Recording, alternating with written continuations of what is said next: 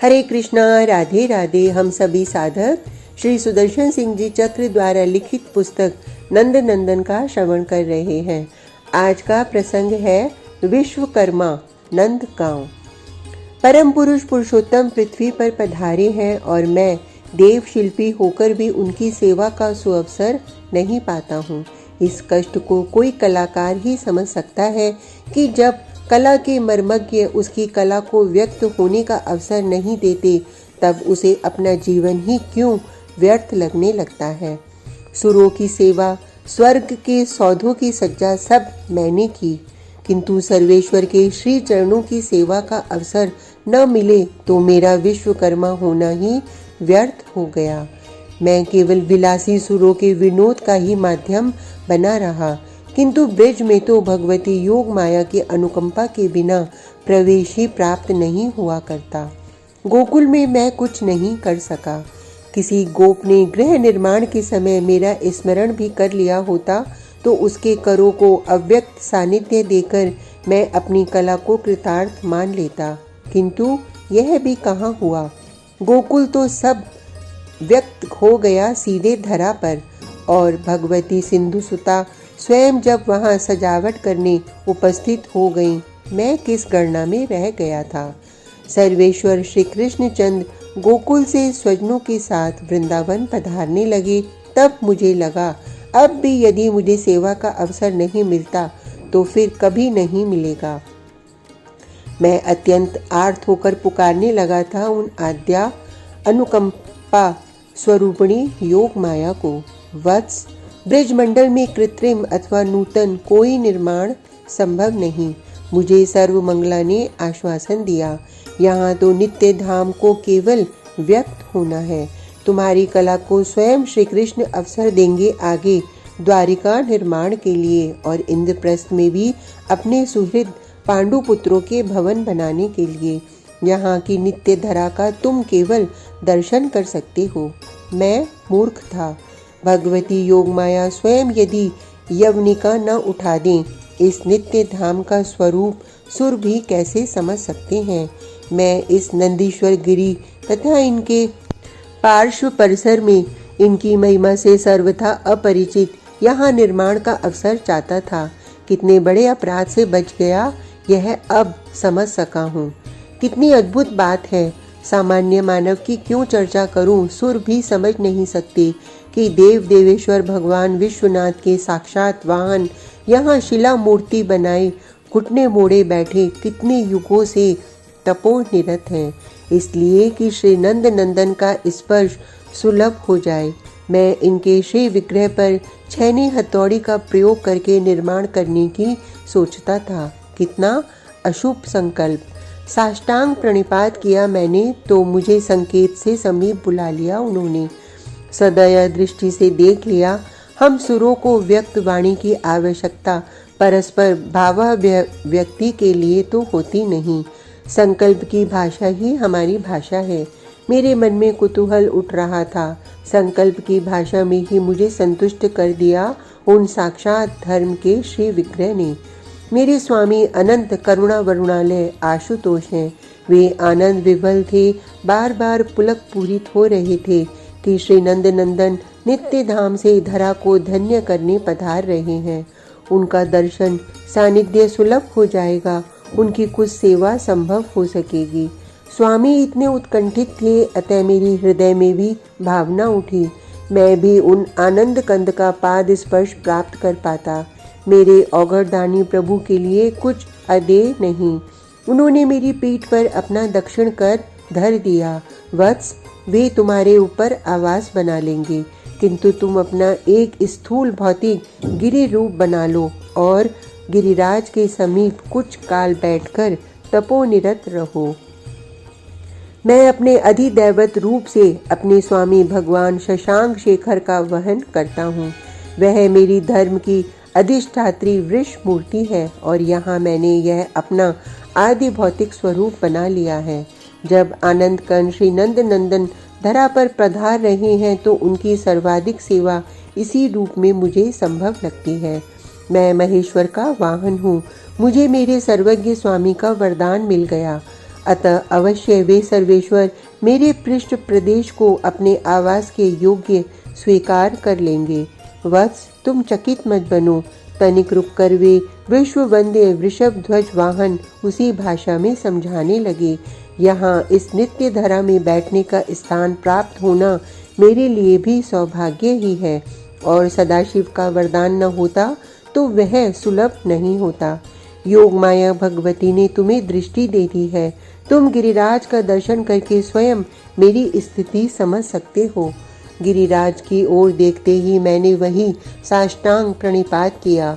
यह संपूर्ण शैल साक्षात श्री नारायण, प्रत्येक शिला शालिग्राम, वरदान प्राप्ता भगवती वृंदा गंडकी के अतिरिक्त भी धरा पर श्री हरि अपने इस आदि भौतिक शालिग्राम रूप में कहीं निवास करते हैं, यह मैं कल्पना भी नहीं कर सकता था। श्री कृष्णो उद्भव ही है श्री नारायण एवं मेरे प्रलयंकर प्रभु भी। नंदीश्वर ने ही मुझे चकित देखकर समझाया।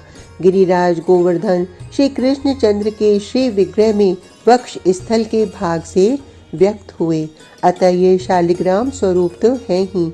धरा पर ये हिमवान के यहाँ पधारे और त्रेता में मर्यादा पुरुषोत्तम के लिए जब सेतु बंधन होने लगा, पवन पुत्र इन्हें उठा लाए पितृगृह से, उन साकेताधीश के दर्शन का आश्वासन देकर। किंतु इन्हें उस रूप के दर्शन से कहाँ आनंद मिलना था। अतः उन्हीं लीलामय की आज्ञानुसार सब कपियों को वे जहाँ थे वहीं अपने करके पाषाण डाल देने पड़े। पवन पुत्र अपने प्रभु की आज्ञा पालन को विवश इन्हें ब्रिज में रख गए। उन वायुनंदन की विवशता सुनकर राघवेंद्र ने हंसकर द्वापर में इन पर विहार करने का वचन दे दिया। देवी वृंदा सरिद्रा गंडकी बनी बहती हैं, हिमवान के अंक से और सुरस्वरी में अपने को लीन कर देती हैं, किंतु यहाँ तो वे वन देवी बनी नित्य निवास करती हैं। उन्हीं का तो है यह वृंदावन। अपने स्वामी भगवान शालिग्राम का सानिध्य वे कैसे त्याग सकती हैं, और शालिग्राम तो यहाँ गिरिराज के रूप में उपस्थित है। नंदीश्वर का मानस भावाद्र हुआ, मानसिक भाषा भी स्खलित होने लगी। जहाँ साक्षात श्री हरि शालिग्राम स्वरूप धारण करके पर्वत बने उन आनंद कंद के पाद स्पर्श की प्रतीक्षा कर रहे हैं, वहाँ यदि मेरे पशुपति प्रभु का प्रसाद मुझे प्राप्त न होता, मुझ पशु को प्रवेश मिलता इस निखिल लोक पावन प्रदेश में। तुम यहाँ कुछ करने का संकल्प त्याग दो, सस्ने मुझे सूचित किया गया। वह संकल्प तो मैं इन भगवान नंदीश्वर के गिरिभूत विग्रह को देखते ही त्याग चुका था। केवल व्यक्त होते नित्य धाम का दर्शन करो, यह भी कितना महान सौभाग्य था मेरा। मैं योग माया का अनुग्रह भाजन इस अवसर पर बन गया था। नित्य धाम सहसा उस नीरव निशीथ में व्यक्त हो गया। तब व्यक्त हो गया जब गोप गोपियां गायें वृषभ बछड़े सब सो रहे थे, सब यात्रा करके आए थे। यहाँ पहुंचकर सब निश्चिंत हो गए थे। गोप गोपियां सब मध्याह्न से अंधकार होने के पश्चात तक आवास व्यवस्था में व्यस्त रहे थे और बालक लगे रहे थे क्रीड़ा में। सब अत्यंत शांत थे, प्रगाढ़ सुषुप्ति में थे सब, और भगवती योग माया के किंचित भ्रू संकेत से नित्य धाम व्यक्त हो गया, जैसे रंगमंच पर पड़ी यवनिका उठ गई हो। मुझे बहुत लज्जा आई। मैं यह धाम अपनी कल्पना में ला सकता था। यहाँ निर्माण के लिए आतुर मैं प्रार्थना कर रहा था। इस धाम के प्रत्यक्ष होने पर भी मैं इसका स्वरूप समझ नहीं पा रहा हूँ। मैं सुर शिल्पी विश्वकर्मा इसे समझ नहीं पा रहा हूँ। बनाने की बात तो मुझ बालक की अज्ञता थी। ये मणि मंदिर, ये रत्न सौधों की पंक्तियाँ, किंतु कहाँ यह कोई पांच भौतिक पदार्थ है कि इनका एक रूप निर्दिष्ट किया जा सके। इनका रूप तो अद्भुत है, क्षण क्षण में परिवर्तित होता नित्य नूतन रूप। ये सबके सब चिदघन भवन। यहाँ चित्त सत्ता ने भगवान श्री हरि की संधिनी महाशक्ति ने ही नाना प्रकार पदार्थों के आकार धारण कर लिए हैं। समतल भूमि, संपूर्ण ब्रिज धारा एक साथ, ज्योतिर्मय रत्न भूमि और रजमंडित सामान्य धरा भी, जलाशयों में उतरने के सम मार्ग, पशु भी उतर सके ऐसे ढालवें। किंतु यदि इनका चित घनत्व भूल जाया जाए तब इनके निर्माण में लगे एक रत्न की समता भी स्वर्ग की समस्त रत्न राशि नहीं कर सकेगी। ये ज्योतिर्मय रत्न और साथ ही केवल कठोर धरित्री मात्र। संपूर्ण वृंदावन नवीन हरित पुष्पित फल भार से झुके वृक्षों से परिपूर्ण, लहराती लताएं, धरित्री सुकोमल तृणों का हरित वसन धारण अपने सौभाग्येश के स्वागत में संपूर्ण सज्जिता है। शक्तों के अर्धगोलाकार मंडल के चारों ओर कंटक तरु आरोपित किए थे। सायंकाल गोपों ने अब तो नित्य धाम व्यक्त हो गया है। कल्प वृक्ष से प्रार्थना की जाए कंटक तरु बन जाने की तो कदाचित वह इतना सघन सुंदर सुरभित पुष्पों से परिपूर्ण बन सके। वन के गिरे बड़े बड़े वृक्षों की बाह्य भाग में विशाल परिखा। वृंदावन में तो कोई म्लान पत्र तक नहीं, किंतु ईंधन के लिए वन से किसी को शुष्क काष्ठ लाने का श्रम भी क्यों करना पड़े। मध्य में पंक्तिबद्ध बछड़े बांधने के लिए व्यक्ति ये खूंटे, इनमें से एक एक के मूल्य में भी कुबेर का संपूर्ण कोष अल्प है। और इनके नाना आकारों में जो कला है, यह नैसर्गिक कला कृतित्व की कृत्रिमता में किसी भी प्रकार नहीं आ सकती। ये रत्न सौध फूस के झोपड़ों में पल पल प्रतीयमान हो रहे हैं।